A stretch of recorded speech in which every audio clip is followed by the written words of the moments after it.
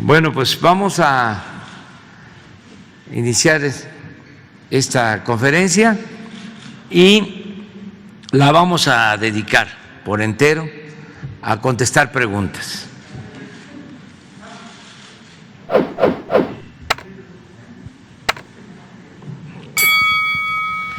Buenos días, presidente. Meme Yamel de Damexico News y Sin Censura. En el margen de la investigación a los 31 científicos del CONACYT, hay otro asunto que tiene que ver con académicos. Desde hace algunos meses hemos estado reportando cómo, por ejemplo, profesores de asignatura de la UNAM no están teniendo sus sueldos, no les pagan justamente. Ellos nos denuncian que les pagan 800 pesos a la quincena y las deducciones que les hacen terminan dándoles recibos por hasta 2 pesos y no les terminan de cumplir los pagos. Esto por parte de la UNAM. Pero también, por ejemplo, en la Universidad Veracruzana o en la Universidad Autónoma del Estado de Tamaulipas se acaban de dar elecciones para cambiar al rector y a los personajes o a los maestros que cumplían con los requisitos y se estaban postulando, los dejaron afuera porque no estaban prácticamente vendidos a una mala práctica. Al punto que queremos llegar, presidente, es ¿qué se puede hacer desde el gobierno federal, desde la Secretaría de Educación Pública? Porque las universidades públicas utilizan esta autonomía para evitar ser investigadas, para evitar auditorías o para prácticamente venderse a los intereses. Han funcionado como cajas chicas de los gobiernos y de ahí han sacado hay mucha corrupción que no se investiga porque como son autónomas nadie las toca. Desde la SEP, ¿qué se puede hacer? Desde el gobierno federal, ¿qué se puede hacer para eliminar esta mala práctica que también se ha dado en las universidades? Bueno, yo pienso que tiene que ser algo que surja de la misma comunidad académica, de los mismos universitarios. Tiene que haber un movimiento por la reforma, por la renovación en el manejo de los fondos de las universidades públicas. Nosotros no podemos meternos porque sería violatorio de la autonomía universitaria, pero sí pueden hacerlo los mismos universitarios porque se dan casos en donde hay mafias, no encontré otra palabra, que dominan en las universidades públicas, así como existen los líderes charros, ya cada vez menos en los sindicatos, así también existen pues caciques que dominan en las universidades. Ellos ponen a los rectores. Es lo más antidemocrático que puede haber y manejan el presupuesto a sus anchas, en forma discrecional. Es el caso de varias universidades del país y de personalidades que tienen muchísimo poder. El señor Padilla de Jalisco no es rector, pero es el que manda en la Universidad de Guadalajara para hablar en plata, y así en otros casos, pero eso lo tienen que resolver los mismos universitarios y debe de atenderse el que se mejore la situación de los maestros de asignatura de las universidades públicas, que ganan muy poco, y que no haya privilegios arriba, y también que no haya influyentismo, nepotismo, mafias, que son las que dominan para la asignación de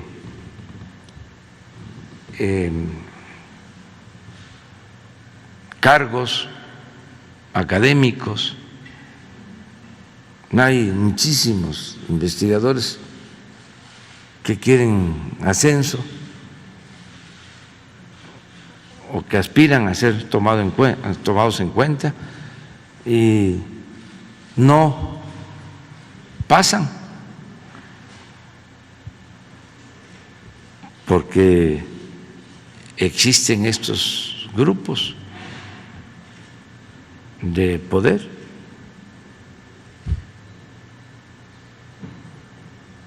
En la UNAM, lamentablemente, sucede y en todos lados, pero no podemos meternos. Si ya con lo que estoy diciendo a lo mejor se van a enojar, imagínense si hacemos más cosas. Entonces, en el caso del CONACYT es distinto, porque pues eso es un instituto del gobierno, pero las universidades tienen autonomía. Entonces el llamado ahí es para los estudiantes, para que se estudiantes organicen. Y académicos, porque hay muchos maestros que se quejan, nada más que no se atreven, además no habían las condiciones, porque si protestaban les iba peor, se cometían injusticias. Pero ahora tenemos que hacer valer nuestras libertades, no quedarnos callados. La democracia es una forma de vida que no solo tiene que ver con la actividad política electoral, tiene que haber democracia en la familia, tiene que haber democracia en el sindicato, tiene que haber democracia en la escuela, en todos lados.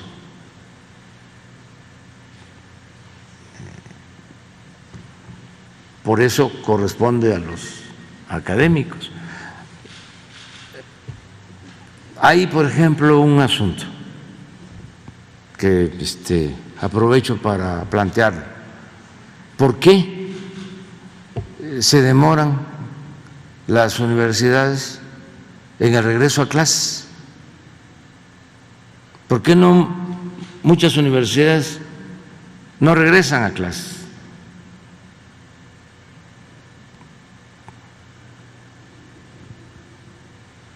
Y escuelas públicas que no están regresando a clases. ¿Por qué razón? Está muy cómodo para quien está recibiendo su dinero y está en su casa y no corre ningún riesgo. Y nos vamos a acostumbrar a eso. Todo eso significa atraso. Entonces, si ya se vacunó a maestros, si ya ha quedado de manifiesto que no hay riesgos para alumnos o no hay riesgos graves, ¿por qué no se regresa a clases?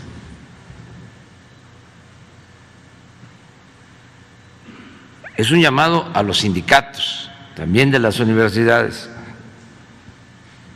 Es un llamado respetuoso a las autoridades universitarias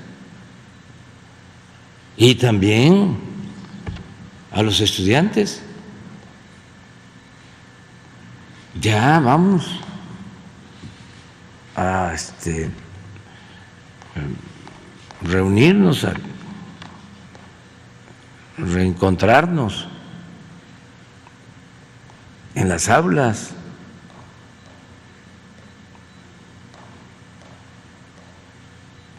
Es un llamado respetuoso porque nos hace falta. Es tóxico, enajenante estar solo sometido a los sistemas de Internet, llámense como se llamen. Hay que leer, se puede desde luego leer también en el Internet con las tabletas, pero los libros, es importantísimo la lectura y la comunicación y el debate en el aula y cómo nos formamos, pues le debemos mucho de lo que somos a nuestras maestras, a nuestros maestros. Entonces va a cambiar ahora. No necesitamos a las maestras, no necesitamos a los maestros cuando se estudia. Son los aparatos diseñados no sé por quién,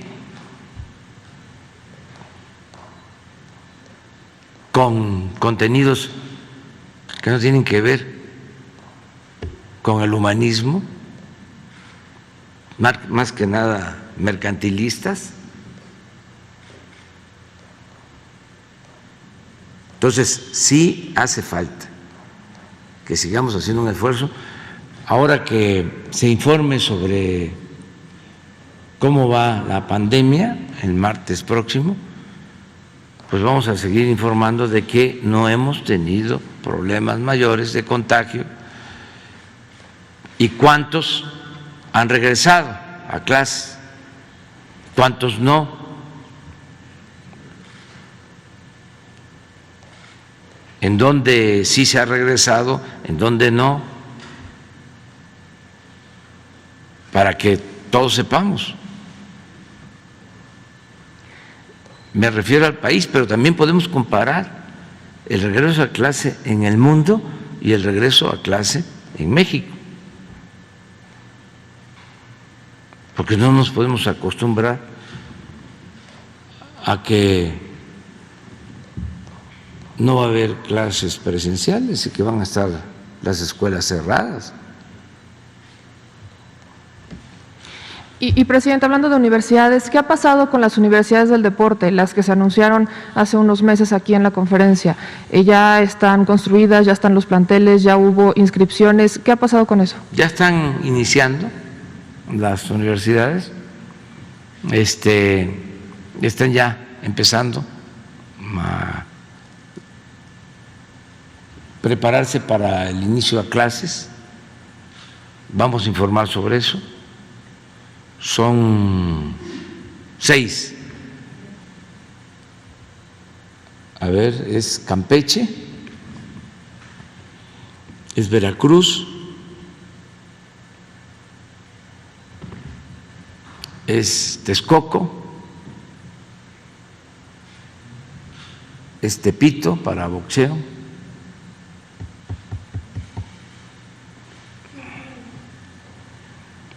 dos en Sonora, uno en Obregón, otro en Hermosillo. Sí, son 6 o 7, pero vamos a pedir al responsable del programa que nos informe. Lo ve la Secretaría de Educación Pública, este programa. Y por último, presidente, ¿qué postura hay desde el gobierno federal ante esta inhabilitación, o más bien el freno que pone Luis Videgaray a la inhabilitación que le impedía ocupar cargos públicos? Es algo que se había realizado desde la Secretaría de la Función Pública y ahora consiguió que frenaran esa inhabilitación. ¿Qué ha pasado con eso? ¿Le ha informado el fiscal cómo van incluso las investigaciones que han señalado al exsecretario de Relaciones Exteriores, exsecretario de Hacienda? Seguramente lo está viendo la Función Pública, no tengo mayor información, pero como en cualquier caso, pues se tiene el derecho de acudir a instancias judiciales para que se resuelva en definitiva. Creo que así está, es un proceso.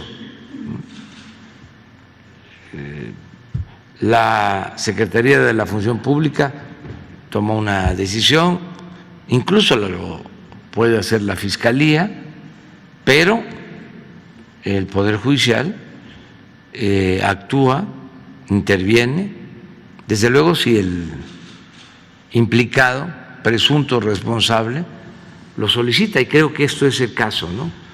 Yo lo que considero que fue un avance es que en la ley de austeridad que propusimos, ya un funcionario de alto nivel no puede, creo que en 10 años, trabajar en una empresa privada, porque era un abuso. Terminaban en Hacienda, en energía, bueno, hasta los presidentes de la República, y se iban a trabajar a empresas privadas.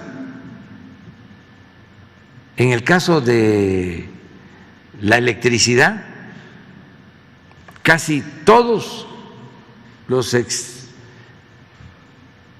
secretarios de Energía o ex directores de Pemex o de la Comisión Federal, todos en la iniciativa privada. Los de Hacienda, las empresas eléctricas contrataban a los mismos funcionarios, a los que les daban los contratos o las concesiones al término de un gobierno, se los llevaban de asesores. Entonces eso ya no se puede. Ya los que están en el gobierno actual pues tienen que buscarse otro trabajo, la academia, cualquier otra actividad, pero no vinculada con su trabajo anterior. Creo que eso fue un avance. Y el caso del exsecretario de Hacienda, pues van a continuar estos procedimientos y van a ser los jueces los que van a decidir.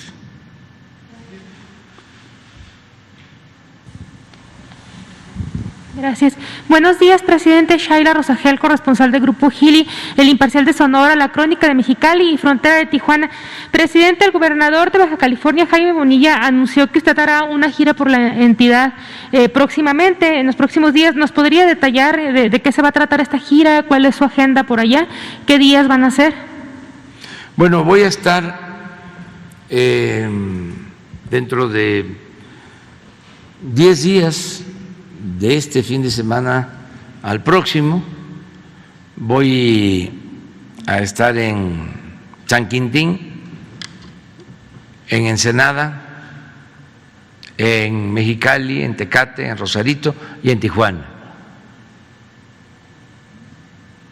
Los 5 municipios, aunque ahora ya son 6 con San Felipe, y no sé si hay otro.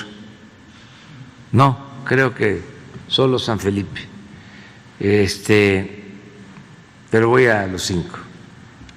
Voy pues a inaugurar obras, a llevar a cabo reuniones para evaluar cómo vamos en Baja California y también para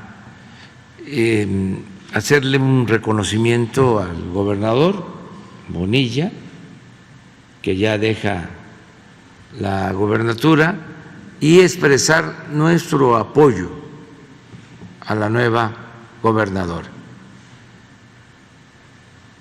Entonces, hay una transición de gobierno en muy buenos términos,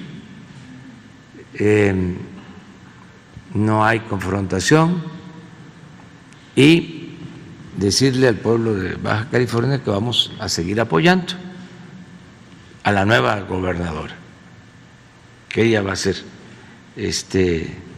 como lo establece la Constitución, pero además así lo decidió el pueblo, la autoridad, la gobernadora de Baja California, y va a recibir todo nuestro apoyo, todo el apoyo del gobierno federal.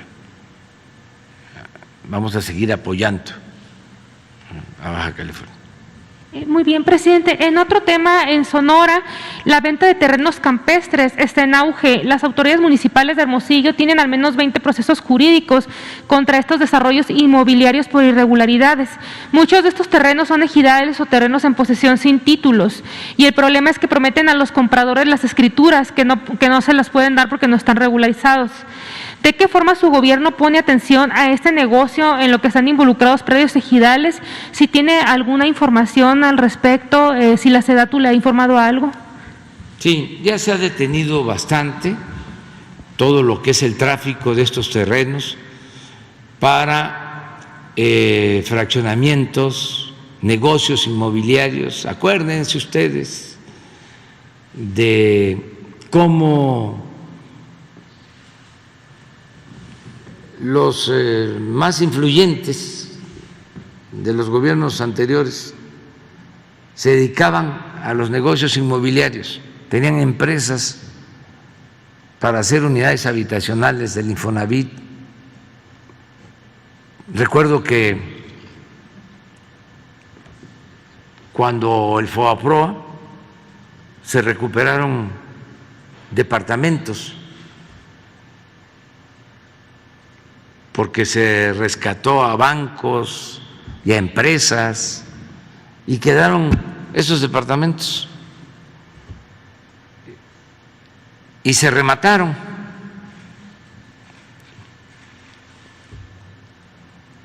Y los vendieron como en 3,000 pesos.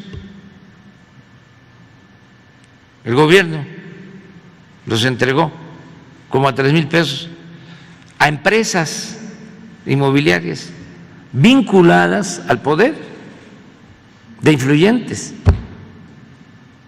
Entonces, hacían y deshacían, abusaban. Entonces, ya eso no se permite,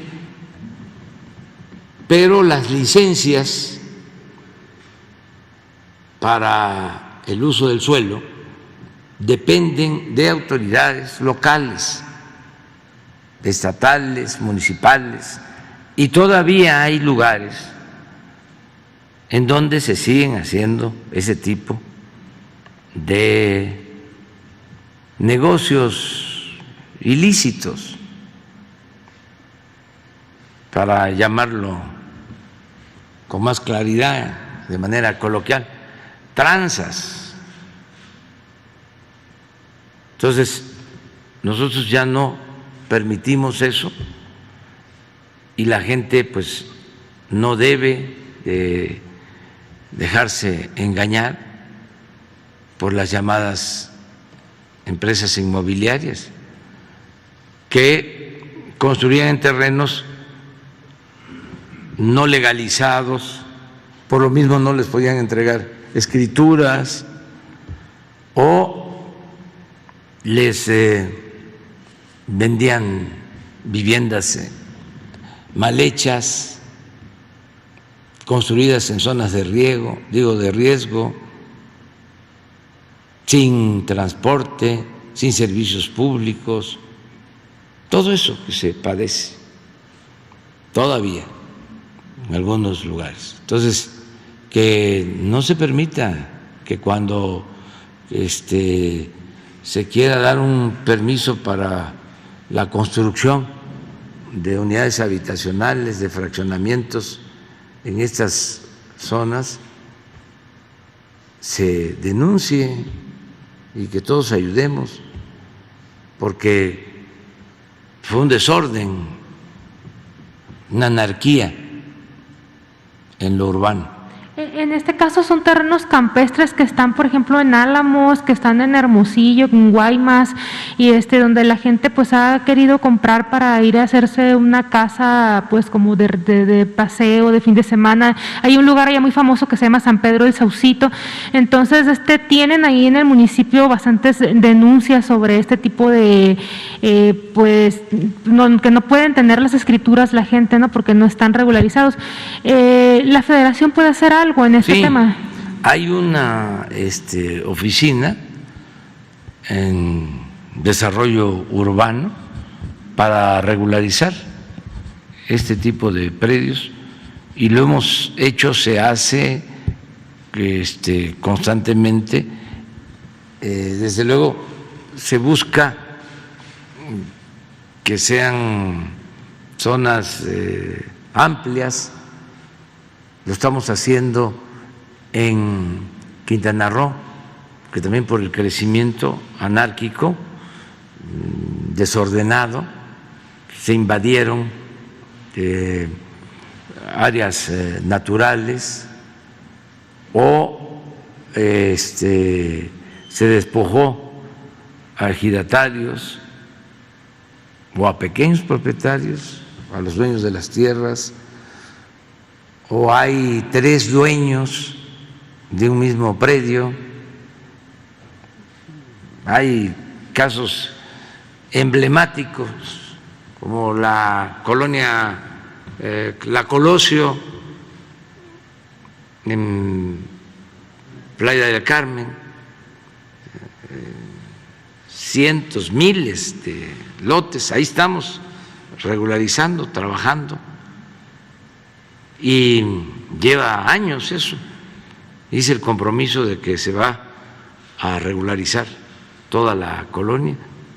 Lo estamos haciendo en donde estaba la estación del ferrocarril en Cuernavaca, entregando los títulos, entregando las escrituras, y lo estamos haciendo en otras partes. Esto tiene que ver con Román Meyer. Le vamos a pedir que nos explique cuál es el procedimiento que se está siguiendo y qué hemos hecho, cómo hemos avanzado. Y en este caso en Sonora, ¿cómo están actuando pues esas inmobiliarias que están vendiendo estos predios que son ejidales, algunos? Puede ser que con la información que nos estás dando, cuando venga Román a explicarlo, ya podamos dar una respuesta de qué manera se puede ayudar. Gracias, presidente. Ya por último, muy rápido, sobre su llamado a venir al Zócalo el 20 de noviembre, pues quería preguntarle si no hay pues algún problema de que pueda haber contagios por COVID-19, pues la pandemia todavía no ha pasado. Entonces, ¿en qué va a consistir esta reunión en el Zócalo a la que usted llamó? Si va a haber una cierta cantidad de personas a las que se les va a permitir el acceso, o si ustedes haciendo un llamado en general a llenar el Zócalo, pues como en las épocas de antes de la pandemia. ¿Cuál sería? Lo estamos viendo, se está analizando. Afortunadamente ya hay menos contagios, va bajando el efecto dañino de la pandemia en todo sentido. Y vamos avanzando en la vacunación. Queremos para finales de este mes tener ya vacunados a todos los mexicanos mayores de 18 años. Estamos avanzando. Hoy tengo una reunión por la tarde para ver cómo vamos y cómo vamos a intensificar en estos días la vacunación para cumplir con el compromiso de que estén vacunados todos los mexicanos, aún con una dosis, antes de que finalice este mes. Entonces, hoy tenemos esa reunión. Luego tenemos que ver si de manera voluntaria, consciente, sin prohibir, porque está prohibido prohibir. Asisten los que ya tienen 2 dosis, por ejemplo. Invitamos a que lo vean por las redes o por la televisión, que interactúen con nosotros, los que tienen una sola vacuna. En fin, estamos viendo que los que están enfermitos, que se queden en la casa, y también cuántos pueden llegar, la distancia y todo lo que nos puedan recomendar los médicos. Pero sí hace falta ya una asamblea informativa amplia, y lo voy a hacer no solo en el Zócalo, sino lo vamos a hacer después en todos los estados. En Mijiras va a haber asambleas a partir del 20, con ese empezamos. Sí, pero cuidadosas, dependiendo de las circunstancias.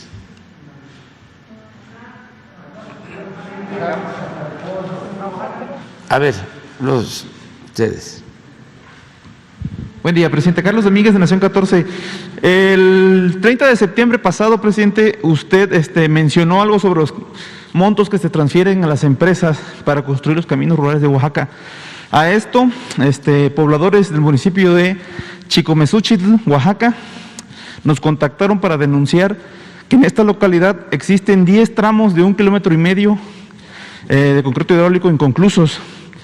Según refieren los pobladores, las autoridades locales y federales, además de las empresas que ganaron las obras de construcción, las licitaciones, ya les habían prometido los caminos, además de los trabajos, tal como lo estipulan los contratos. Nos dimos a la tarea de investigar esta denuncia y encontramos que las autoridades locales nos refirieron que efectivamente hay 10 tramos de 1,5 kilómetros, o sea 15 kilómetros, que ya están asignados y firmados en contratos de obra cerrados desde diciembre de 2019, pero hasta la fecha no han llegado los recursos. Tenemos también información que nos ayudó a corroborar que estos contratos sí existen y efectivamente son de diciembre de 2019. Son por 33 millones de pesos cada uno, cada tramo de 1,5 kilómetros que pues coinciden con las cifras que usted daba ese día. Señor presidente, la pregunta es, según la pregunta me la mandaron los pobladores de Chicomezúchitl. Quisieran saber si estas obras se van a realizar. Pues en su caso ocupan los trabajos, ocupan los caminos y ocupan saber cuándo comenzarían las obras. Sí, y de inmediato. Ahora nos das la información. No sabía sobre los contratos, este camino, pero nos dejas los datos para que se vea de inmediato, ¿no? Ya está autorizado, no falta presupuesto, solo para el año próximo, además de lo que tenemos para la actualidad, para este año, pues. Sí. el año próximo son 3,000 millones para los caminos de Oaxaca. Aprovecho para informar. Caminos de concreto, hechos por la gente. Ok, entonces no es un tema de presupuesto, no sabía por qué llevan 2 años casi. Sí, hay a veces problemas en las mismas comunidades. Un asunto que suele pasar es de que existen las autoridades del municipio y existen las autoridades de las agencias.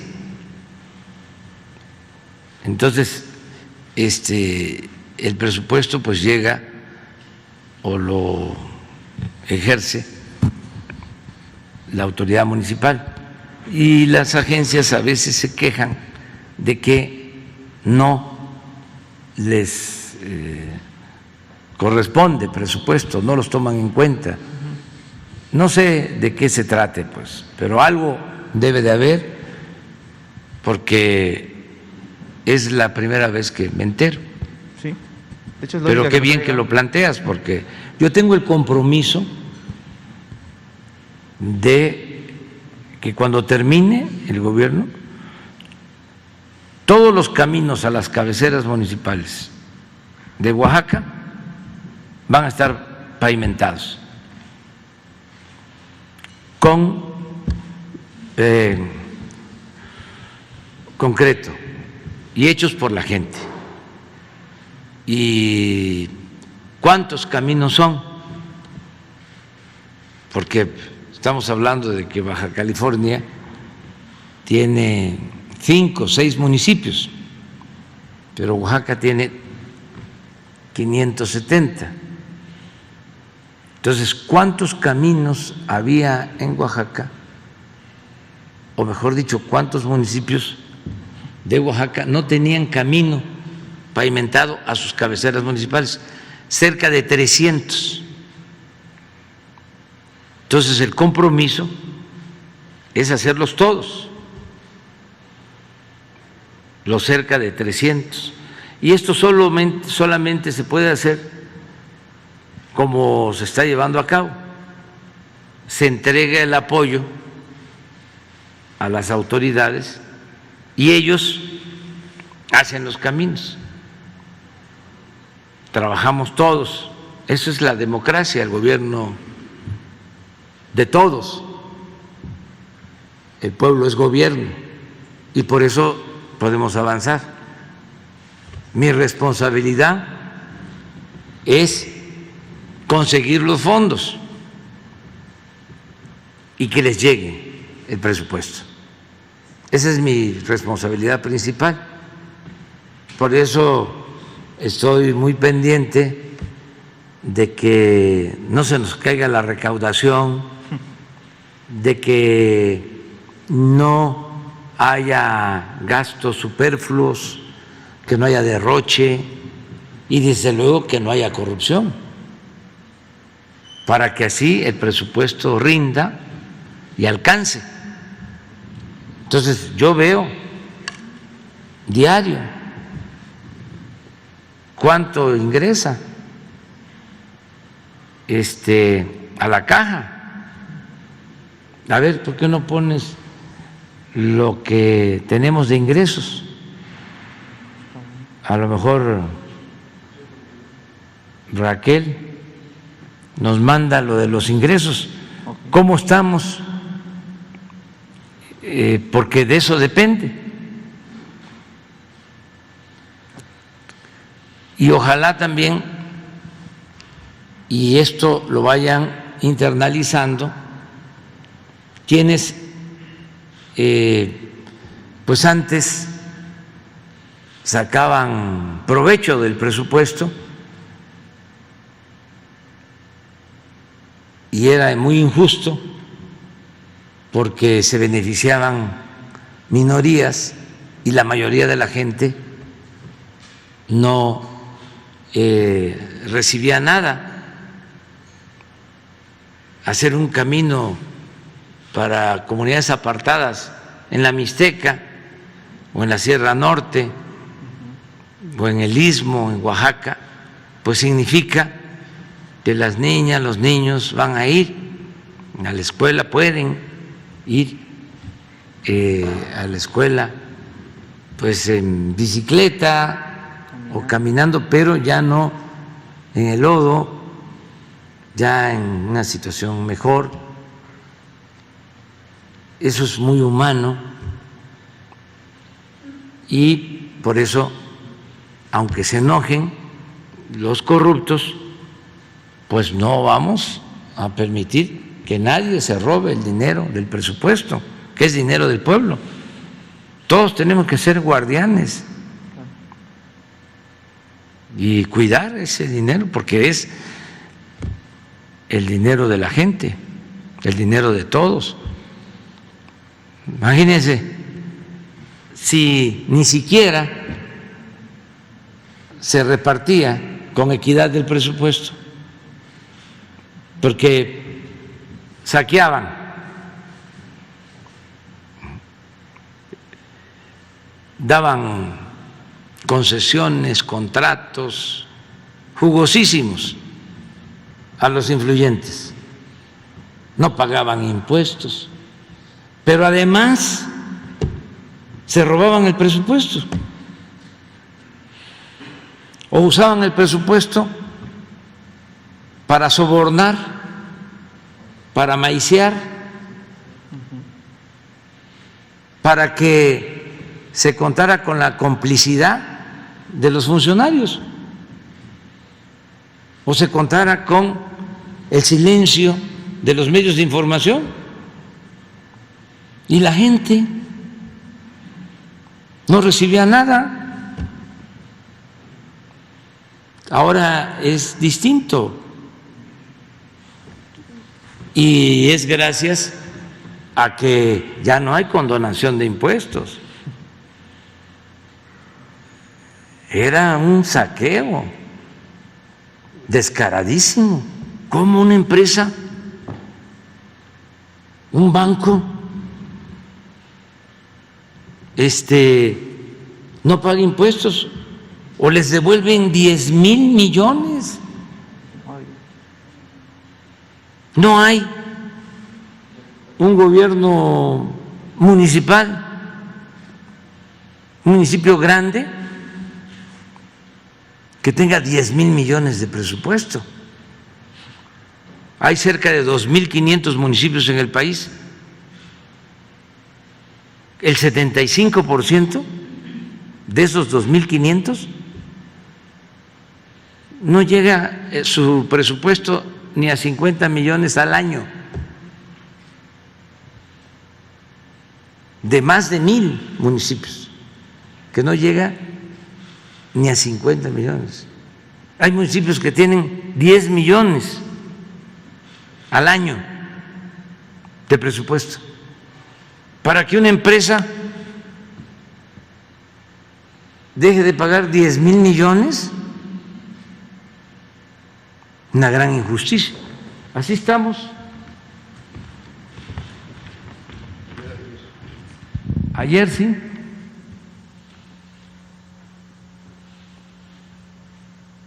Este es el total de ingresos del año pasado, en este periodo.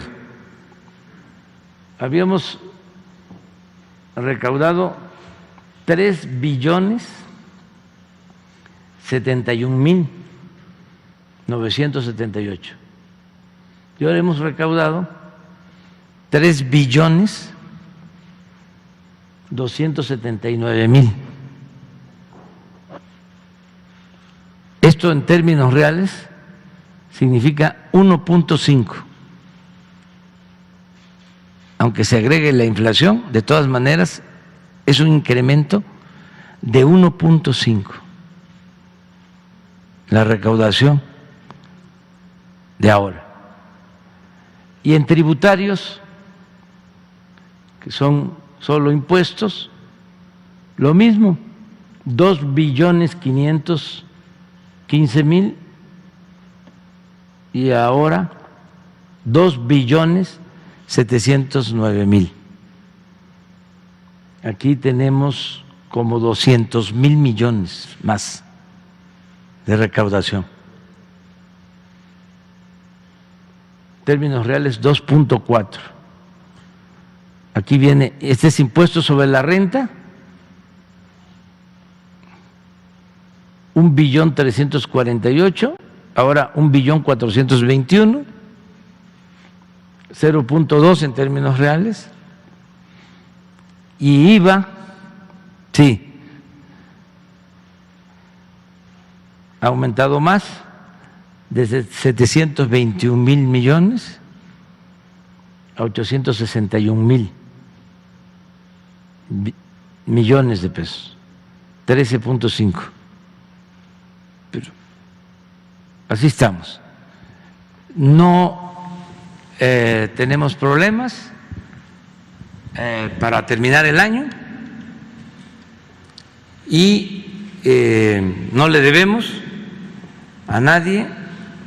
Se han entregado las participaciones federales a los estados y tenemos para pagar toda la nómina y aguinaldos de todos los trabajadores al servicio del Estado, de maestros, de médicos. Tenemos finanzas públicas sanas, pero es por esto, y tenemos el recurso, a lo mejor ya está despierta, yo creo que sí, porque se levanta temprano, Victoria Rodríguez, la subsecretaria de Hacienda, que nos informe cuánto tenemos disponible de los caminos de Oaxaca y cuánto se estimó en el proyecto de presupuesto para el año próximo. Ya veamos lo tuyo. ¿Está garantizado entonces la construcción de estos 10 tramos, presidente? Sí. Gracias. Sobre otro tema, hace algunos meses fue denunciado aquí precisamente la utilización de un algoritmo, presidente, digital en el conteo de votos con el que presuntamente se realizó un fraude electoral en Tlaquepaque, Jalisco. El mismo algoritmo que utilizaron cuando le hicieron fraude a usted precisamente. En esta ocasión usted dijo que se denunciara ante la FEPADE.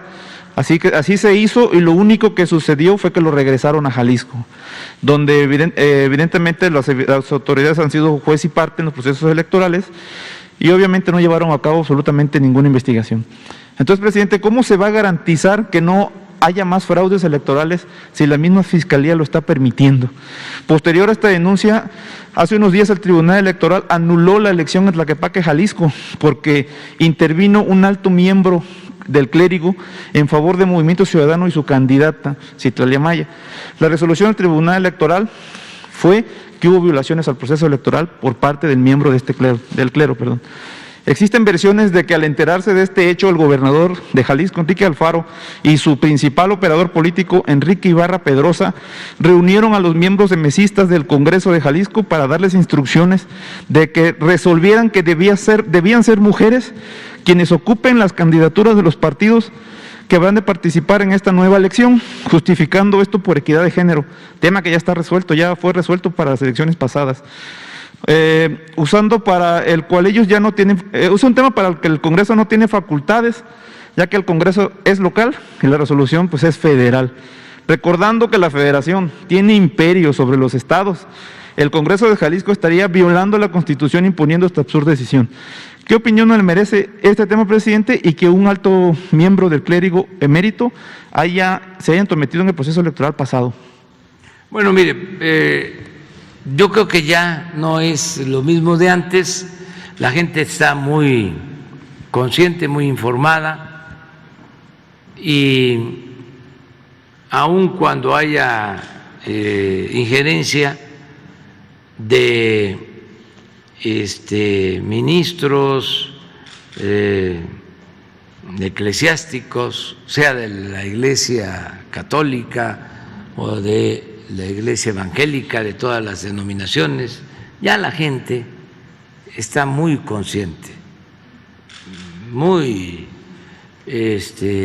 despierta. Es como los medios de información o el manejo de las redes sociales. para la guerra sucia. Ya no funciona. Antes tenía más efecto. Ahora ya la gente está mucho más consciente. Yo siempre digo y estoy convencido, el pueblo de México es de los pueblos más conscientes,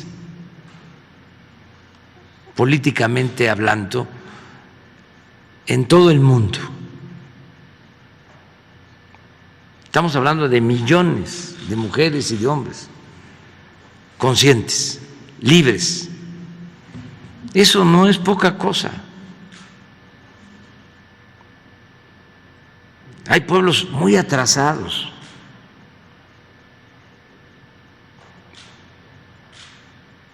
Lamentablemente. Pero ya el pueblo de México ya es un pueblo de avanzada. Por eso ya no funcionan todas las viejas mañas, las viejas estrategias de manipulación. Ya no funcionan. No se puede poner, hablando en términos bíblicos, vino nuevo en botellas viejas. Es como lo de los bots, es un rotundo fracaso.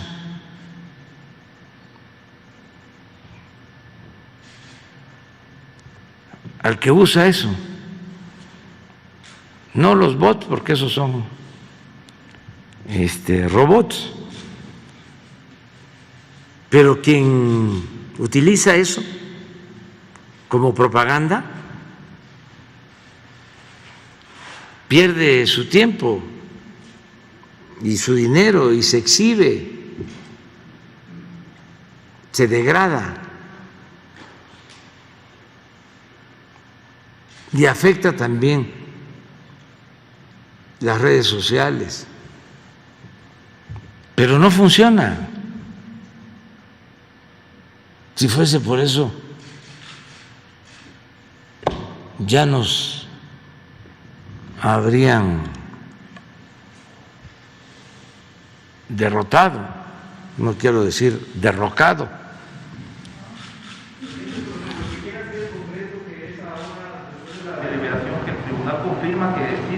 Bueno, existe en ese caso la instancia legal, hay que acudir.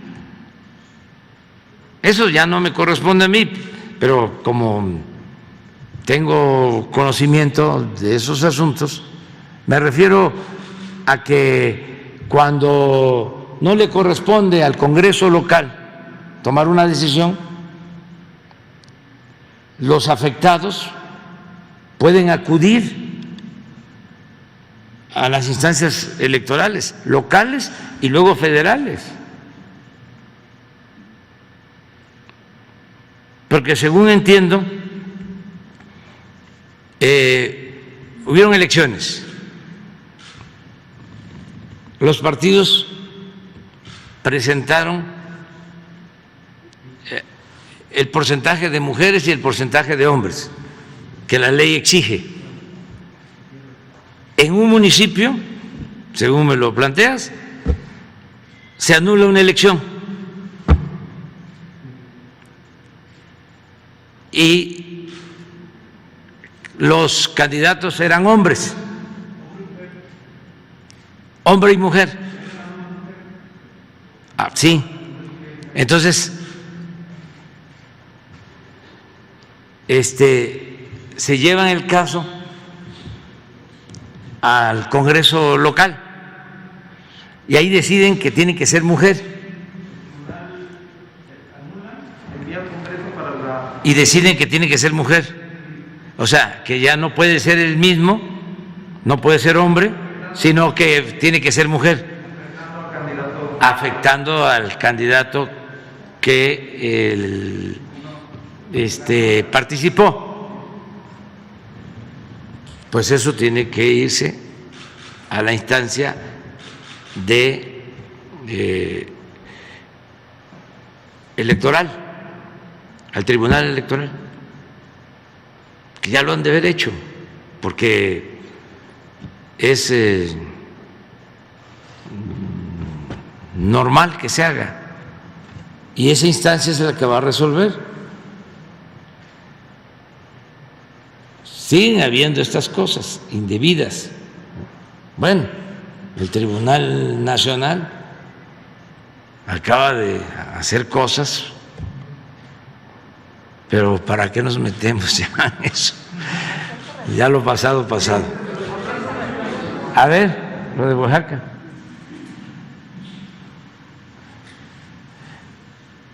$2,357 para caminos en Oaxaca. Nada más ahí sería cosa de ver cuánto está ejercido y lo que se propone para el 22, 3,029.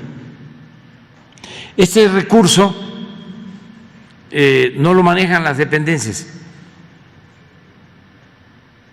sino se entrega a las autoridades municipales lo que les corresponde. Por ejemplo, si se entregan 100 millones, que es mucho, pero serían 30, ¿no? Caminos.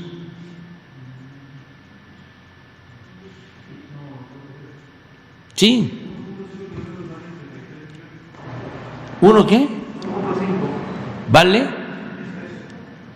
¿33 millones? No. No. Ni que fuesen las empresas de antes. No, cuando mucho, 3 millones por kilómetro promedio. Pero eso, bueno, eso se ve. Entonces ya está el presupuesto y lo vamos a atender.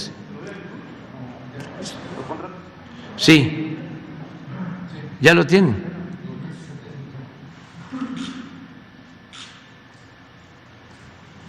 $2,065 ejercido de 2,357, o sea que todavía queda. Quiere decir que están trabajando. No hay subejercicio.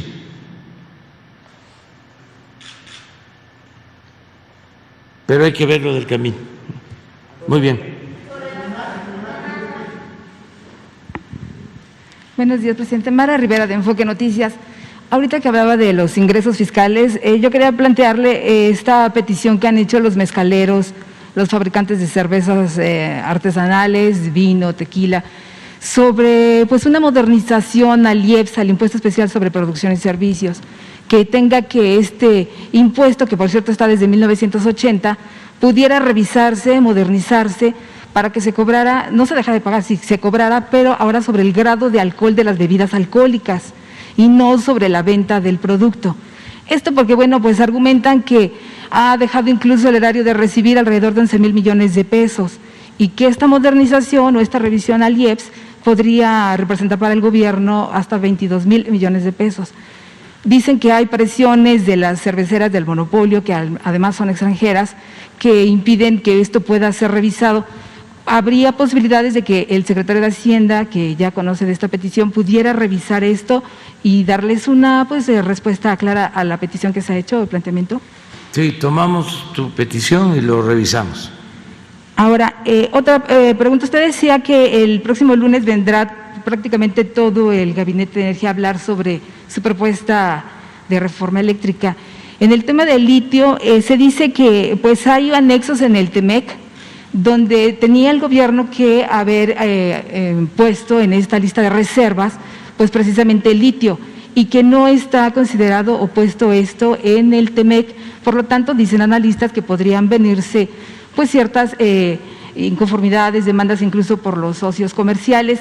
Si esto nos lo pudieran explicar también, ahora que vienen el próximo lunes todos los funcionarios sobre el ramo. Y ya nada más el comentario también respecto a esta petición de las autoridades electorales que también comentaba, de la revisión que pudiera hacerse al caso, en este caso, de su hermano, de Pío.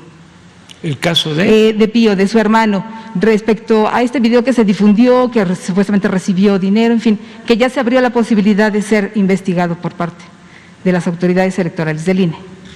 Bueno, en el caso del litio,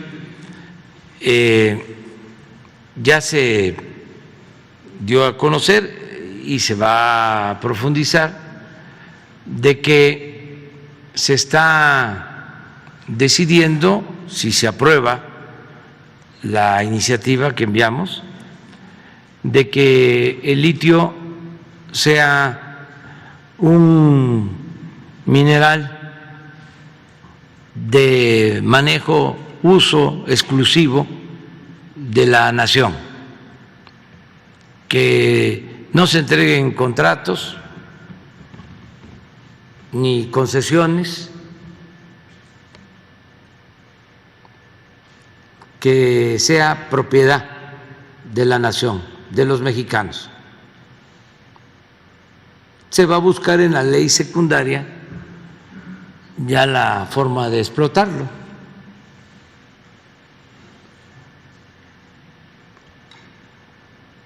También adelanto, para que no se hagan ilusiones con el litio, de que si hay un acto de traición a la patria y no se aprueba el que el litio esté en manos de la nación, de todas maneras vamos nosotros a negar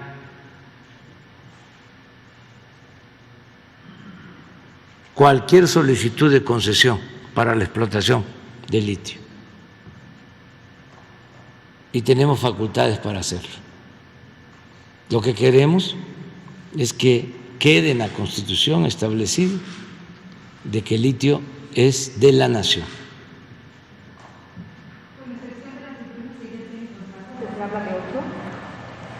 Sí, pero también vamos a revisar si existen trabajos de exploración y de explotación de litio, porque se está hablando de que hay empresas extranjeras que van a hacer compras y ya di la instrucción de que no se autorice ninguna compra de concesiones.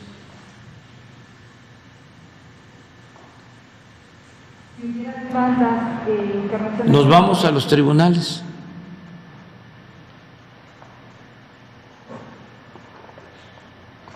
Tenemos que defender nuestros recursos naturales. Decía el general Cárdenas, y eso creo yo que lo había leído de los magonistas, porque a veces las frases que se usan vienen de atrás. Madero usó aquella frase de el pueblo tiene hambre y sed de justicia, que es una frase bíblica también. Y antes la había usado Justo Sierra, y antes también otro liberal, que no recuerdo ahora su nombre.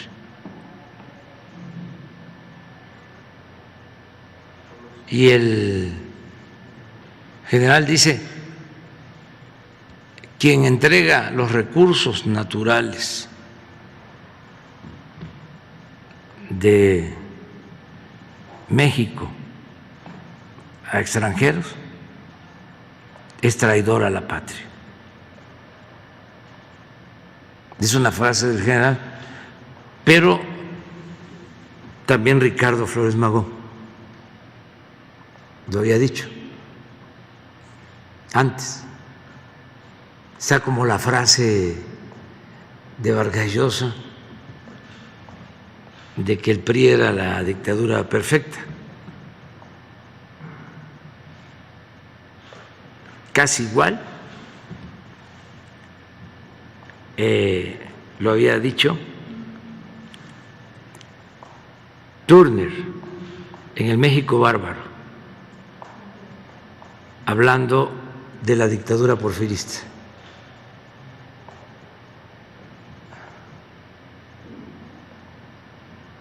Que era el gobierno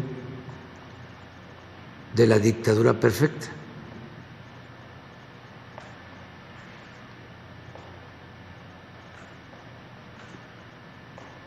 Lo de mi hermano ha quedado ya muy claro, de manifiesto, que yo no protejo a nadie. Yo llegué aquí para encabezar una transformación, hacerla con todo el pueblo. Por eso me dieron su confianza millones de mexicanos y no los voy a traicionar. Si mi hermano es responsable, que sea castigado.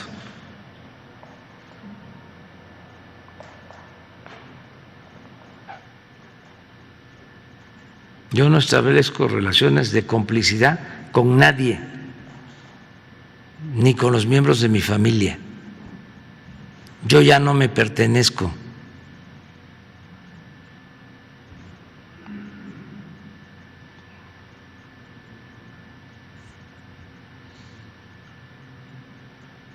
Entonces, ofrezco disculpa si denuncio actos de corrupción, porque estoy convencido de que ese es el principal problema de México.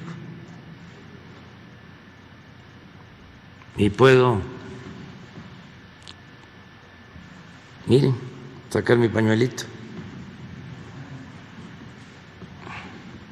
Ya los jóvenes no usan pañuelo, ni usan peine, ni camiseta, ni nada, ¿ya? Pero puedo decir de que no se permite la corrupción. Todavía hay abajo, porque se está limpiando de arriba para abajo, como se barren las escaleras, pero arriba no hay.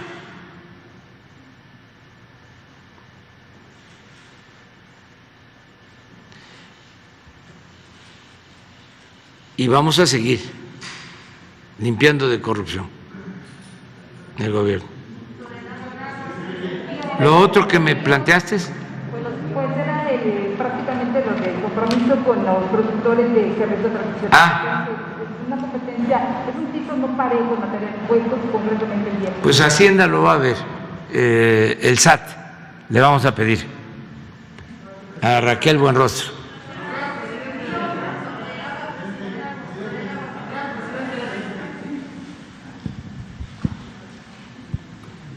Luego se enojan. Hay unos, ¿sabes? Me quedé pensando, porque vino un compañero y dijo, protesto, porque llevo 6 días o algo así y no me tocaba la palabra. Entonces se propuso, vamos a hacer la tómbola, y dijeron no. O sea, eso sería lo mejor, porque a mí me quita problema, ese es un asunto, porque lo otro es que hay quienes vienen, o sea, esto es un reclamo fraterno, cariñoso, vienen un día a la semana y ya quieren que les contestemos, y hay quienes vienen más tiempo. A mí me cuesta trabajo, o sea,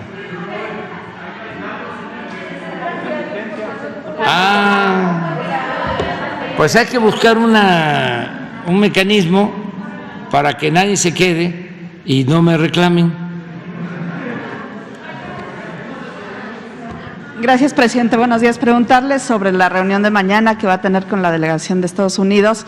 ¿Cuál sería el sentido de su mensaje? Ya el canciller adelantaba algunos temas, pero usted va a estar en la primera parte. Si se va a tocar también el tema de migrantes, si México podría pedir una cantidad de dinero para que se mantengan los migrantes en el país, o esto no va a ser así. Y también preguntarle si se va a tocar la eventual reunión con el presidente de Estados Unidos, Joe Biden. Reunión con el presidente de Estados Unidos, Joe Biden, que entiendo estaban trabajándola. Sí, bueno, va a ser una reunión muy importante, son bienvenidos los funcionarios del gobierno de Estados Unidos que van a estar mañana. Tengo entendido que viene el jefe del Departamento de Estado,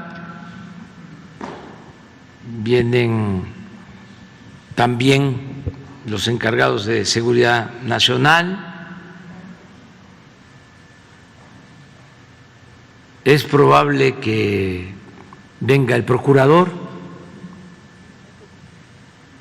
del gobierno de Estados Unidos. Es una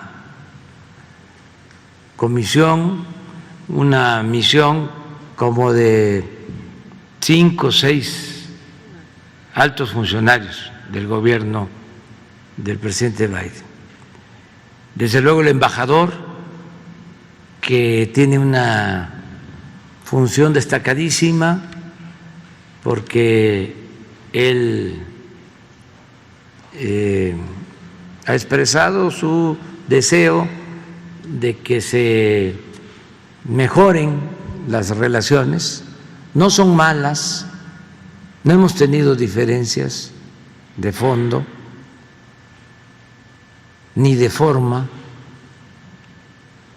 pero hay la voluntad de las partes, tanto del gobierno de Estados Unidos como de nosotros, de que cada vez sean más estrechas las relaciones con el gobierno de Estados Unidos. Ya es sabido que todo esto con respeto mutuo, con respeto a nuestras soberanías y con la premisa de la cooperación para el desarrollo. Entonces, en ese marco se va a llevar a cabo la reunión de mañana.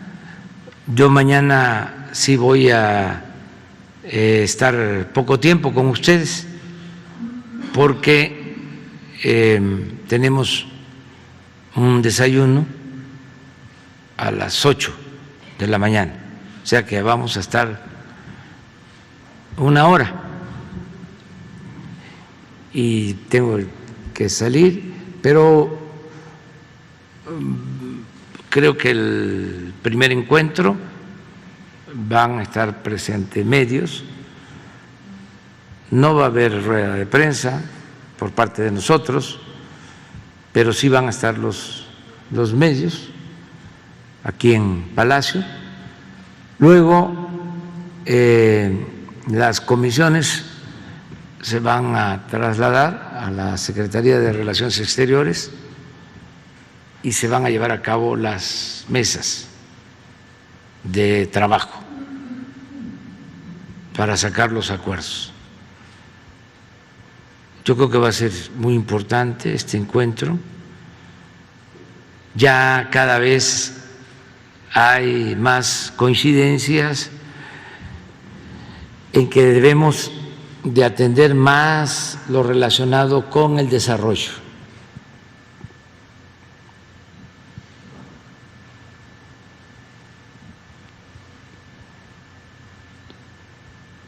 Y que el fenómeno migratorio, el problema migratorio, tiene que atenderse creando oportunidades de trabajo, de bienestar en los lugares de origen de los migrantes. para que antes de que salgan de sus pueblos y abandonen sus familias, arriesgándolo todo, que tengan la opción de trabajar y de ser felices donde nacieron, donde están los suyos, donde están sus culturas. Ese es nuestro enfoque, esa es nuestra propuesta. Y lo que estamos planteando es que el gobierno de Estados Unidos invierta para apoyar a países pobres que requieren ayuda, que la migración sea opcional, no forzosa. Eso es lo que se plantea y se está avanzando mucho porque el presidente Biden tiene interés en que se mejoren las cosas. Él está haciendo un esfuerzo importante para que haya más inversión en Estados Unidos, para que se generen mejores condiciones económicas y también tiene el compromiso de atender el tema migratorio. Y nosotros le hemos manifestado que vamos a ayudar, vamos a apoyar, pero que sí debe de cambiar el enfoque, que tiene que haber una política del todo nueva, no lo coercitivo, no estar solo deteniendo a migrantes, sino ir a las causas, ir al fondo. Y se ha avanzado bastante. Entonces vamos a esperar mañana a ver qué. ¿Se trataría esta posibilidad de un encuentro entre ustedes, entre el presidente Biden? Sí, nosotros lo hemos invitado al presidente Biden a venir a México. Vamos de nuevo a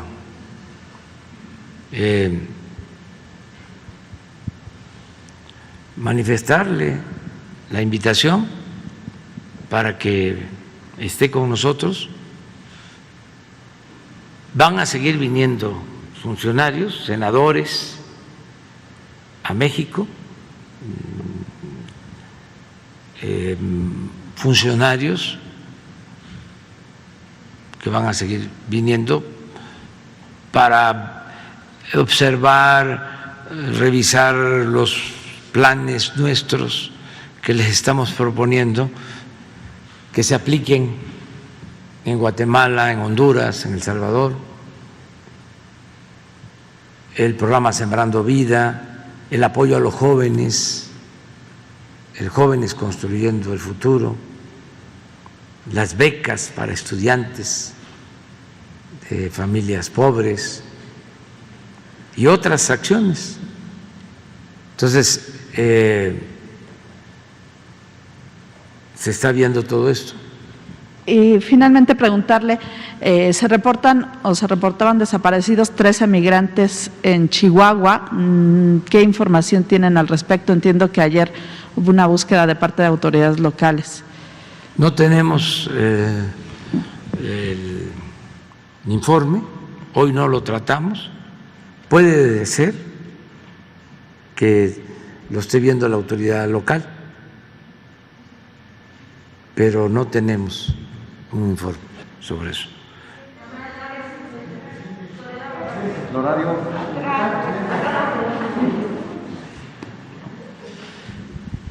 Y luego tú, sí, porque ya tienes mucho tiempo. Buenos días, señor presidente. Felipe Fierro, de tiempo.com.mx y Puente Libre. El gobernador de Jalisco ya anunció oficialmente cuándo va a ser la consulta sobre el pacto fiscal. La pregunta dice, ¿está de acuerdo en que cada 6 meses se revisen los términos de la coordinación fiscal y la manera en que la Federación distribuye los impuestos para que se decida si Jalisco se mantiene o se sale del pacto? La primera pregunta es, ¿qué opinión le merece esto? Y en relación con el mismo tema, ahorita usted plantea que no hay problemas para el pago de la nómina por parte de la Federación y las finanzas son ordenadas, son sanas. Sin embargo, en el otro México, los estados, casi todos, los municipios importantes, casi todos, y los menores, pues, de siempre están prácticamente quebrados, técnicamente quebrados. Esto no es nuevo, usted lo vivió cuando era prácticamente gobernador aquí en el Distrito Federal. El problema es, o la pregunta es, ¿qué visión tiene la Cuarta Transformación sobre el federalismo? Porque es evidente que vivimos en un sistema totalmente centralizado, la Federación controla todo el sistema fiscal, los principales impuestos en un 90-95%, controla las facultades de todo, salud, educación, comunicaciones, comercio, ambiente, todo. Entonces, ¿cuál es su visión?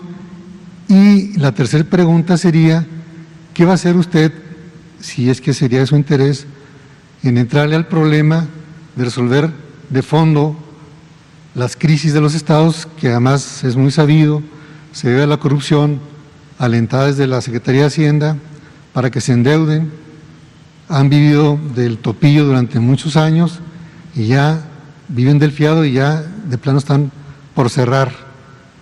Esas serían las 3 preguntas, señor presidente. Bueno, en primer lugar, yo creo que se tiene que internalizar en el gobierno y en la sociedad, pero fundamentalmente en el gobierno, de que no debe de haber corrupción y que no debe de haber derroche. Se tiene que internalizar que el mejor gobierno es el que maneja el presupuesto con honestidad y con austeridad. Eso es lo primero. ¿Qué hacían antes? Había corrupción, derroche, robaban a manos llenas los altos funcionarios públicos, en complicidad con grupos de intereses creados, contratistas, empresarios, Bancos. bancos. Eso es lo que predominaba: corrupción y lujos. Avión presidencial, fíjense qué vergüenza, no lo podemos vender por ser tan lujoso. ¿Cómo comprar un avión de 25 metros de ancho por 70 de largo, con comedor y recámara y lujos? Pero en todo. Bueno, además de eso, encima de eso, aumentaban los impuestos. Como no había dinero, no les alcanzaba, era aumentar deuda o cobrar más impuestos.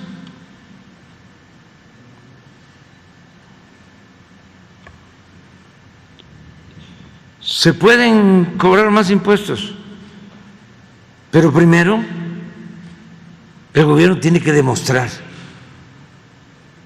que está manejando el presupuesto con eficiencia, con honestidad y con austeridad. Y después, si no alcanza, entonces se plantea, vamos a buscar, como lo establece la Constitución, que las contribuciones se cobren de manera progresiva, es decir, que aporten más los que tienen más, los que reciben más ingresos. Pero eso no se hacía. Entonces, primero eso, primero,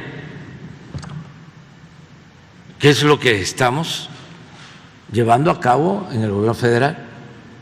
¿Cómo se va a modificar la ley de coordinación fiscal nada más para entregarles más dinero a los estados si hay corrupción? ¿Quieren más dinero para seguir robando? No. Entonces no hay solución.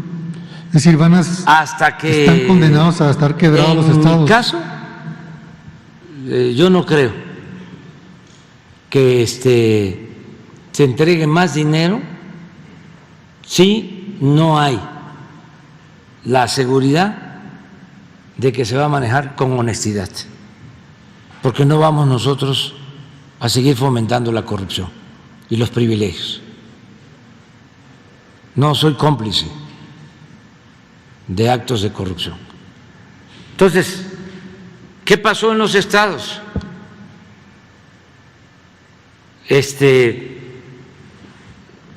Se reciben participaciones.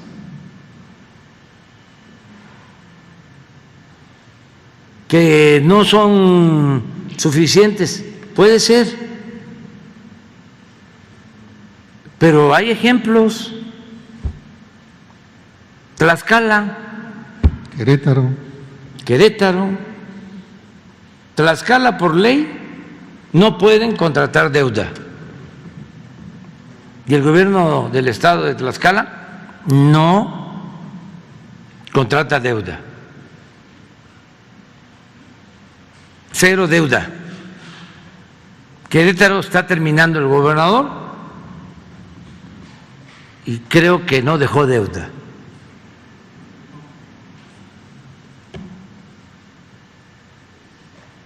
Entonces, sí hay forma de que se puedan tener fondos, siempre y cuando pues no haya prepotencia. Jalisco, yo recuerdo que hace como 10 años, 15 años, un gobernador, no sé cómo están las cosas ahora, pero me consta que llega un nuevo gobernador de estos del cambio y lo primero que hace es comprarse un avión de lujo. ¿Para qué quiere un avión de lujo un gobernador de Jalisco? A ver, que me lo expliquen. ¿Cuántos viajes hay de Jalisco a la Ciudad de México diario en línea comercial? 10, 20. A cualquier otro estado. Y además, es importante que viajen por carretera para que vean cómo están los caminos. Yo acabo de ir el fin de semana, fui a ver las afectaciones del huracán Gris a Veracruz, a Puebla, a Hidalgo.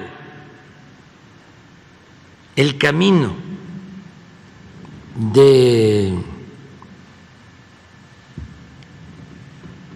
Tulancingo a Guayacocotla. Bueno, aquí fueron quienes nos acompañan. Lleno de baches. Salía la gente con cartulinas a decirme, mire esto.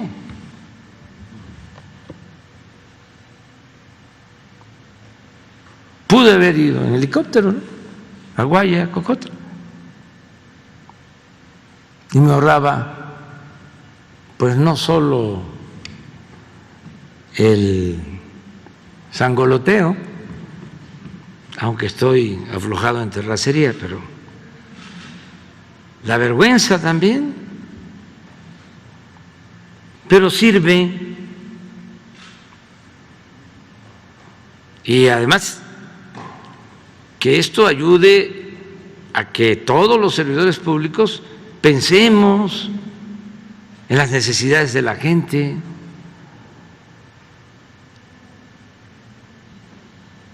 Entonces, ¿cuál es mi recomendación? Que actúen con honradez, con austeridad,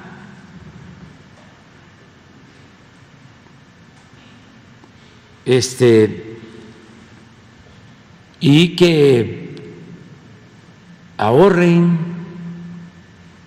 y puedan liberar fondos para el desarrollo, y también que están en su derecho de presentar controversias constitucionales o hacer consultas para que se modifique la ley de coordinación fiscal.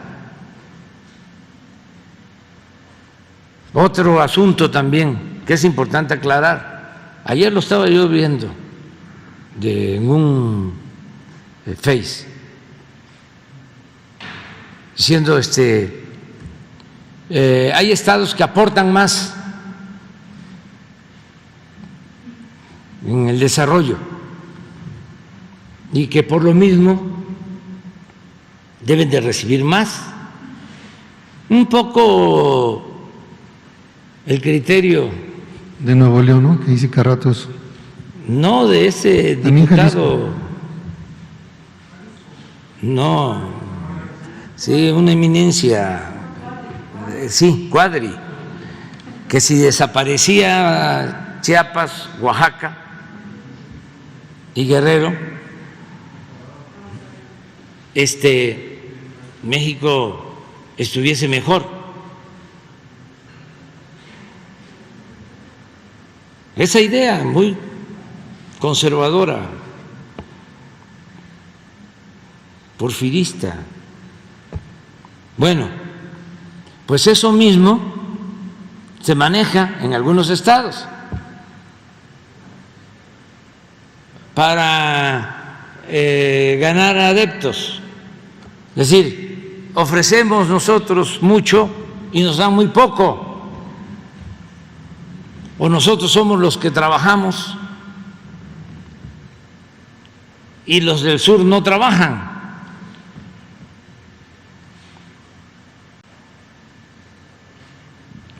De ese tipo de cosas, ¿no?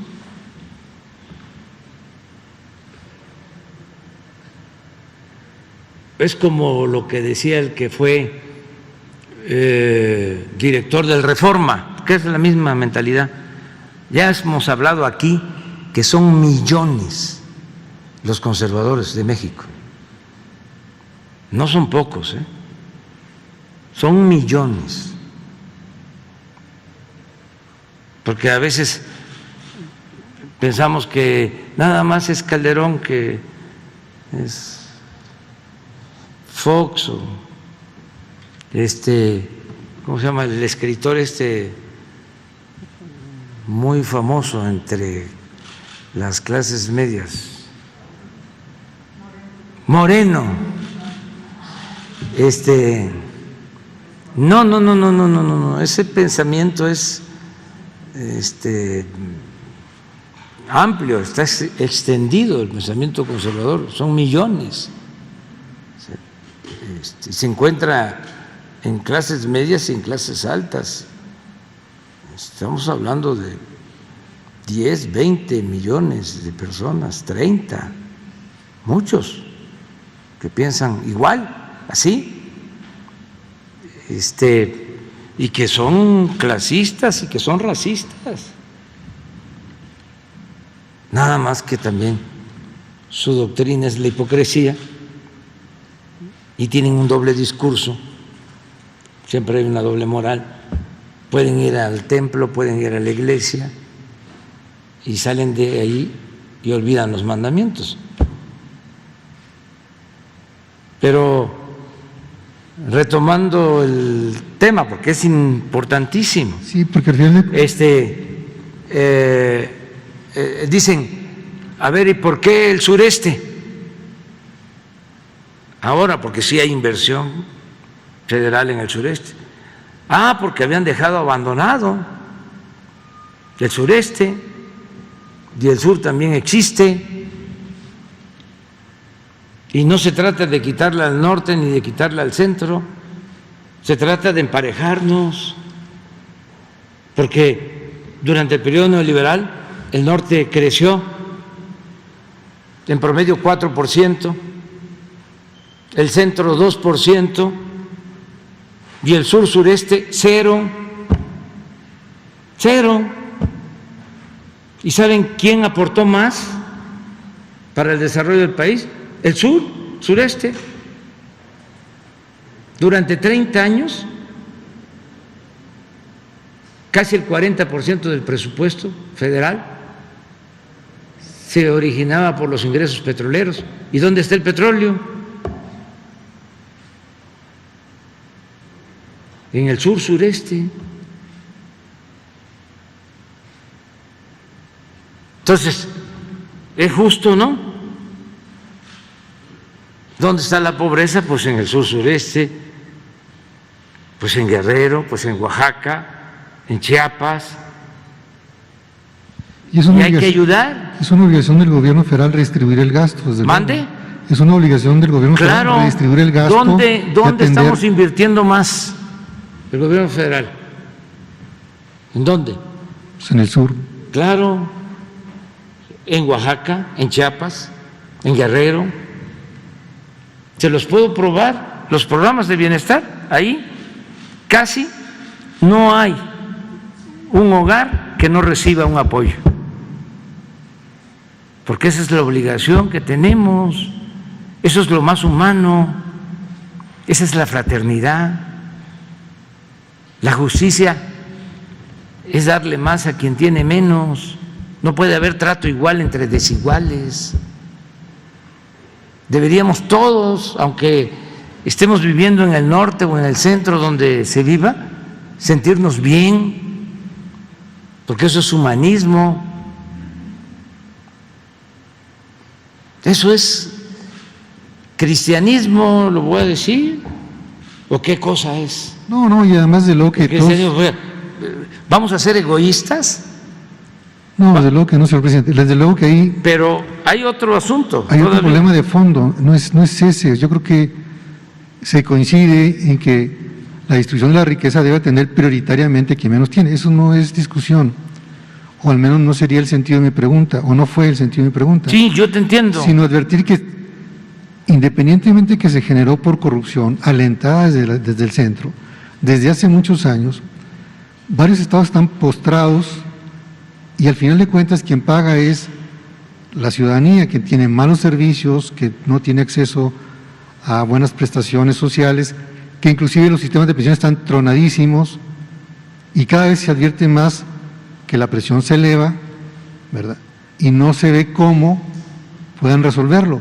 Claro que dice ahorren, pues sí, tienen que ahorrar, pero debe haber algo más de fondo, ¿no? Por eso le preguntaba cuál es su visión del federalismo. Que ellos hagan, el federalismo significa el que los estados tengan lo que por justicia les corresponde. Sí. Hay un pacto federal que se convirtió en una ley de coordinación fiscal, aceptada por todos. Entonces, esa es la ley que rige de acuerdo a una fórmula, lo que hace el gobierno federal es recaudar los fondos y distribuye lo que recauda mediante una fórmula que está establecida, que toma en cuenta población, que toma en cuenta pobreza y que toma en cuenta crecimiento o ingresos del Estado. De esa fórmula sale lo que le corresponde a cada Estado. Entonces, lo primero que tienen que hacer es ahorrar. En todos los gobiernos estatales hay gastos excesivos, o hay derroche, o hay gastos superfluos. Pues tienen que hacer una revisión y tener un gobierno austero y luego definir prioridades.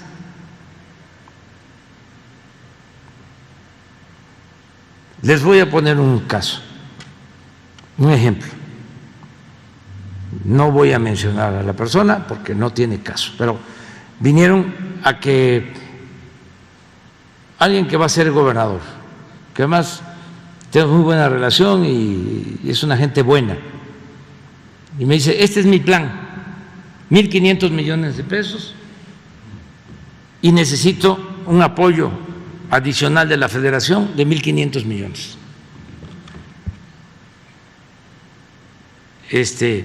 Bueno, vamos a ver.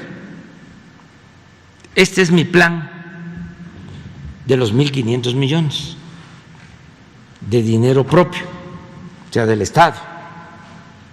Entonces, el gasto mayor de esos 1.500 millones, casi 800 millones, lo veo así, en un, ¿cómo se llama estos sistemas que pusieron de moda García Luna? C6. C6. Así es, ¿verdad?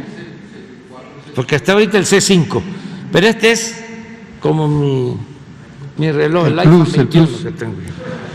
Digo, sí, iPhone 21. C6. ¿Cómo, habiendo muchísimas otras necesidades, lo engañaron? Hay proveedores que quieren vender las cámaras, que quieren hacer el negocio. Ese dinero ni siquiera queda en el Estado.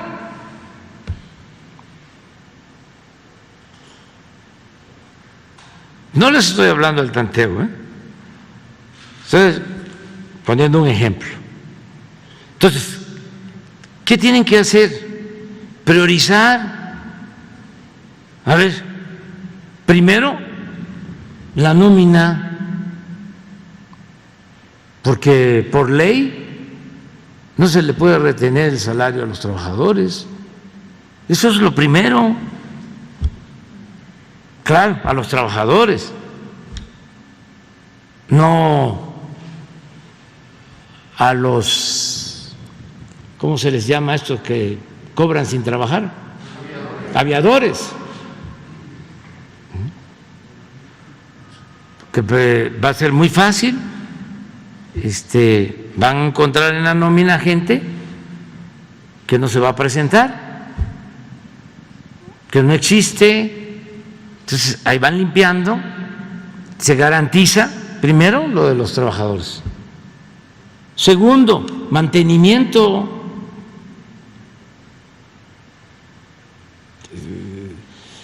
Que no se llenen de bache las calles, lo fundamental.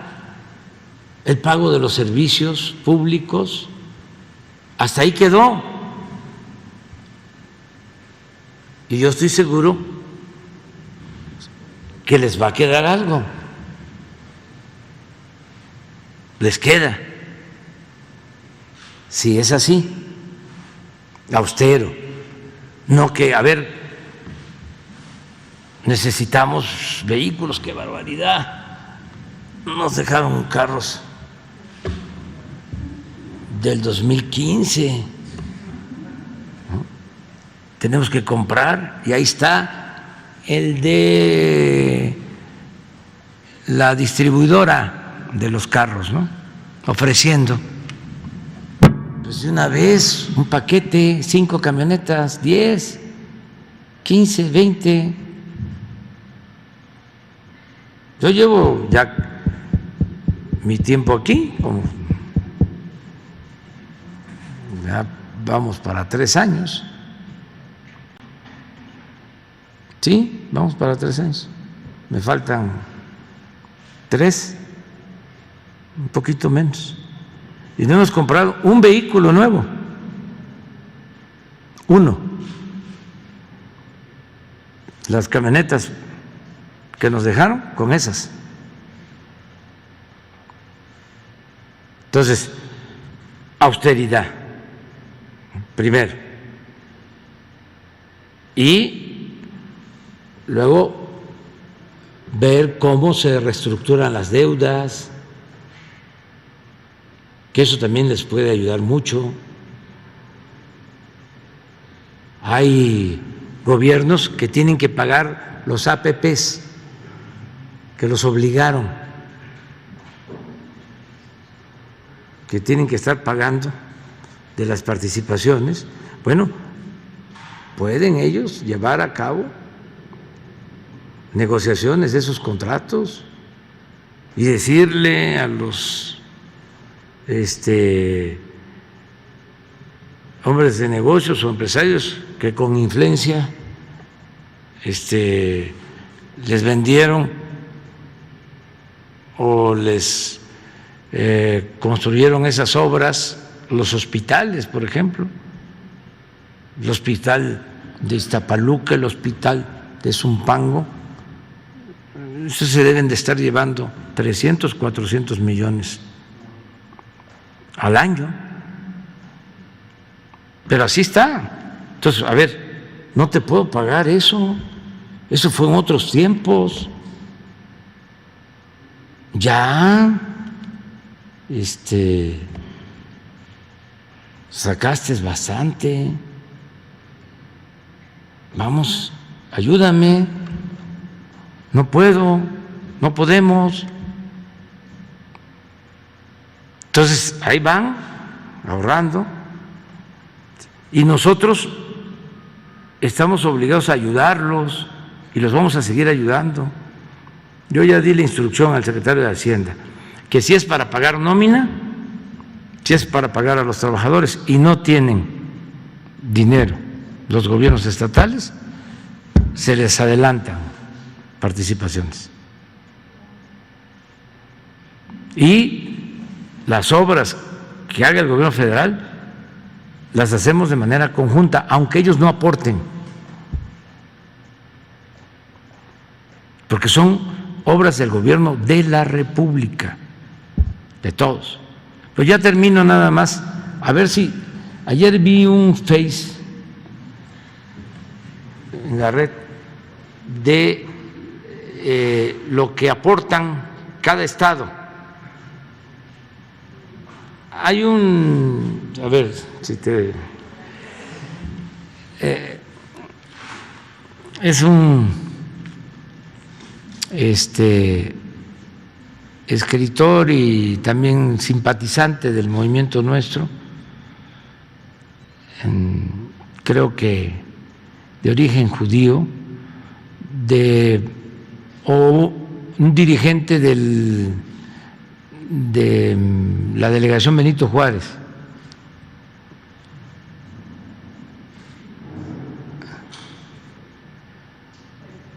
que hizo un trabajo para ver cuánto aportaba cada estado al Producto Interno Bruto. No. El caso es que la Ciudad de México aporta 16%, el Estado de México 8%, más o menos, de acuerdo a esa información, de lo que retuve. Nuevo León 7%.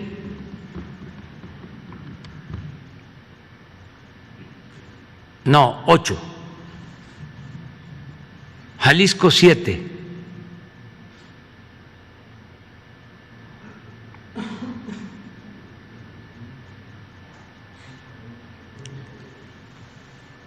Y están todos los estados, también como para ver que de acuerdo a la participación al producto, esto.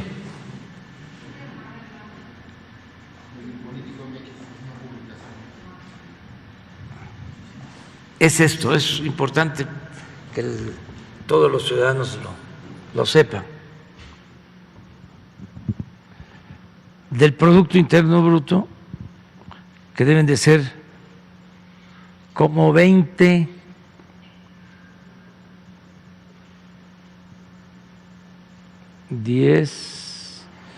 sí, como 20 billones, 22. ¿Cuánto es el Producto Interno Bruto?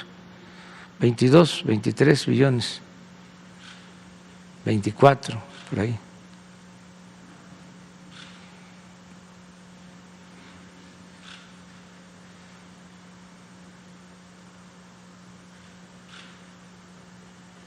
De todo, esto es lo que aporta cada entidad. Les decía yo, 16.1 la Ciudad de México, el Estado de México 8, Nuevo León 8, Jalisco 7.1, Veracruz 4.5, Chihuahua 3.5,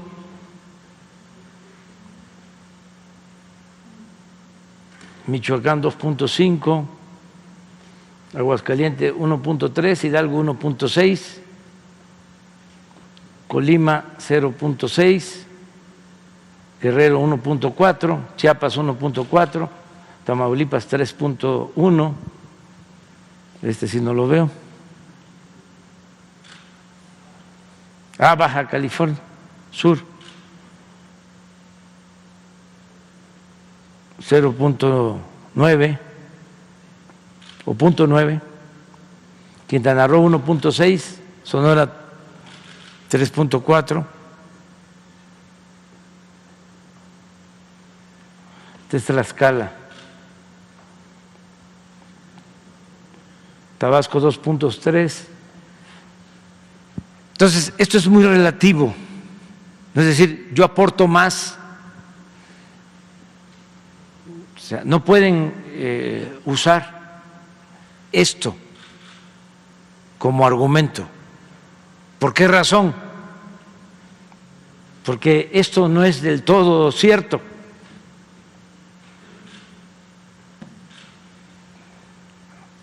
Y no es del todo cierto porque aquí están las empresas matrices y está toda la actividad financiera.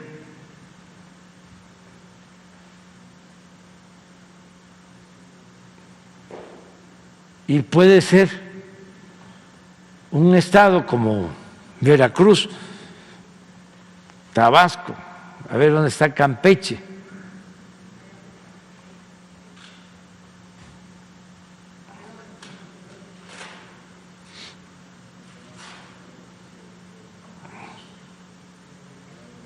Está Yucatán 1.5, no veo Campeche.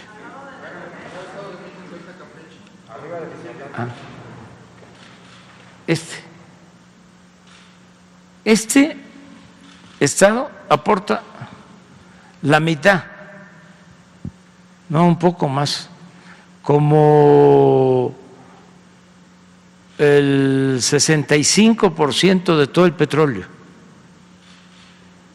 que se extrae.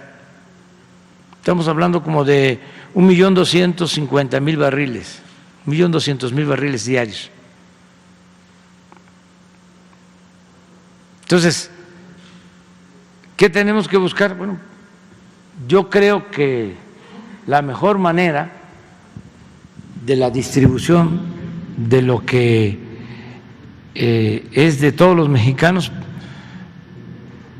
la mejor forma de que haya una buena distribución de esa riqueza es que haya equidad,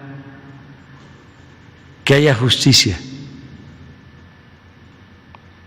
Y desde luego que no haya corrupción.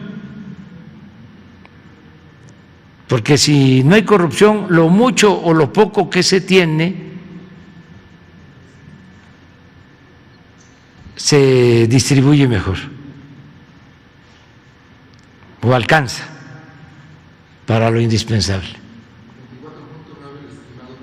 24.9 lo estimado de Producto Interno Bruto, 24.900.000.000.000 es el Producto Interno Bruto. Entonces, ese es el reparto. Entonces,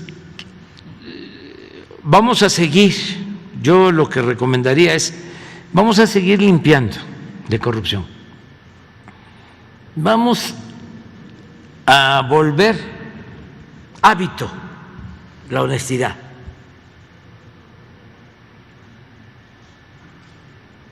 Y luego se ve si se aumentan los impuestos y luego se ve si hay una distribución distinta en el ingreso. Pero primero, no permitir la corrupción y hacer gobiernos austeros. La honestidad es la mayor riqueza de México. La honestidad es la mayor riqueza de México. La honestidad de nuestro pueblo es la mayor riqueza de México. Claro, también somos libres, ¿eh? Quien quiera hacer una consulta, quien quiera presentar una iniciativa de ley, quien quiera presentar una controversia, adelante, lo puede hacer. Muy bien. 7 escuelas de deporte y vamos a informar. Bueno, nos vemos mañana. Mira, quedó pendiente para mañana. También 2, 3 y 4. Por favor, las 2 compañeras. Ya. Nos vemos.